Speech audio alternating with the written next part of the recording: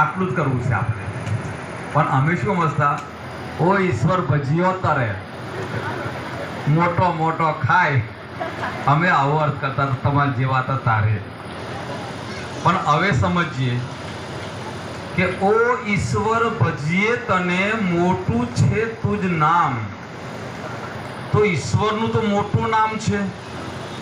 તો ઈશ્વર આખી દુનિયાનો કે આપણા ખાલી આ કેન્દ્ર પૂરતો? આખી દુનિયાનો.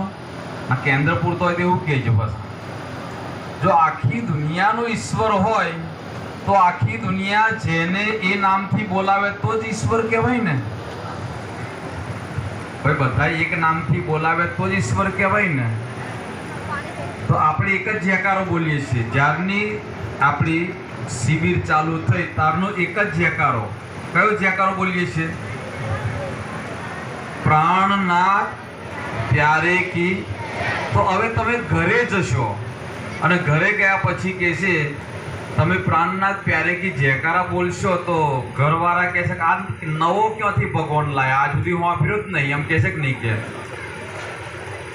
કહે છે કે નહીં? કહે. જેના ઘરમાં નથી પ્રાણનાથની ખબર એ તો કહેવાના જ છે. જેના ઘરમાં ખબર નહીં તો કહેવાના ને કહેવાના જ છે. પણ જેને ખબર છે એ નહીં કે. પ્રાણનાથ કેમ કહેવામાં આવે છે? આપણે બધા બેઠા છીએ તો બધાની અંદર પ્રાણ છે કે નહીં? ભાઈ બધા બાળકો નાના હોય મોટા હોય સાંભળતો ખરા છે ને. બોલતો ના આવડતો હોય તો કંઈ નહીં, પણ સાંભળતો તો આવડે છે ને. તો જે હું કહું છું એ તમને સંભળાય છે? આપણે અત્યારે બેઠા છે બધામાં પ્રાણ છે કે નહીં? હવે જો પ્રાણ છે એના માલિકનું નામ શું? આપણી અંદર પ્રાણ છે તો એનો માલિક હોય કે ના હોય? તો એનું નામ શું?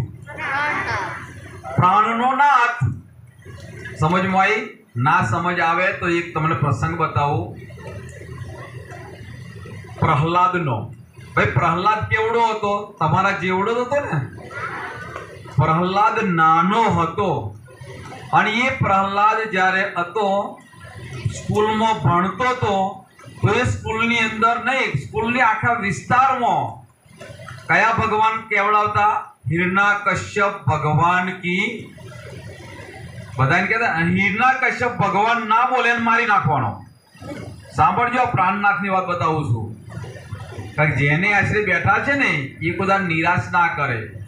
આપણે પ્રાણનાથની આશરે બેઠા છે એટલે આપણે કોઈ ચિંતા કરવાની નથી, પણ એને ઓળખવા તો પડે ને. હવે એ પ્રહલાદ છે એ પણ હિરણ્યકશ્યપ ભગવાન કી જય બોલતો હતો. ક્યાં સુધી બોલી? કે એને આગળની સુધ ના મળી ત્યાં સુધી. હવે આગળની સુધ કેવી રીતના મળી? આજે તમે બાલ યુવા શિબિરમાં આવ્યા છો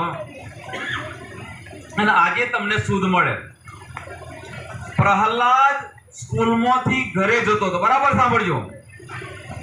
પ્રહલાદ સ્કૂલમાંથી ઘરે જતો હતો અને તે વખતે કુંભારણ પોતાના આંગણામાં બેઠી બેઠી રડતી હતી અને ભગવાનને પ્રાર્થના કરતી હતી, હે ભગવાન, હે ભગવાન, હે ભગવાન, તું 1008 વારો છે.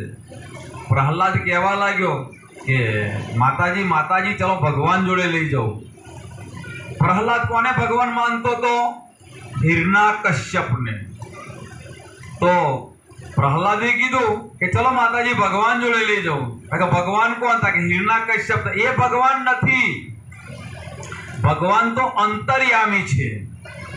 તો કે તમે અંતર્યામી છે, બધું જાણે છે, રડો છો કેમ? કે આજે બરાબર સાંભળજો, આજે અમારા ઘરે જે માટલા હતા ને એનો નિભાળો ખડક્યો અને એ નિભાળાની અંદર બિલ્લીના 2 બચ્ચા એક ઘડામાં હતા ને એ ઘડો પણ મુકાઈ ગયો અને ઘડો મૂકી દીધો એટલે હવે જો આગ પ્રગટાઈ દીધી એટલે બચ્ચા મરી જાય. એટલે હું ભગવાનને પ્રાર્થના કરું છું કે હે ભગવાન, તું આ બચ્ચાને બચાવી લેજે, બચ્ચાને જીવતા રાખજે. આ વાત સાંભળી એટલે પ્રહલાદને ઊંઘ ના આવી.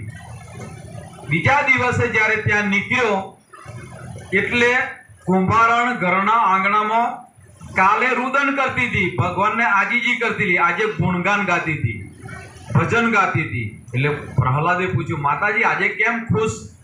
તો કે જો ભગવાને મારી લાજ રાખી,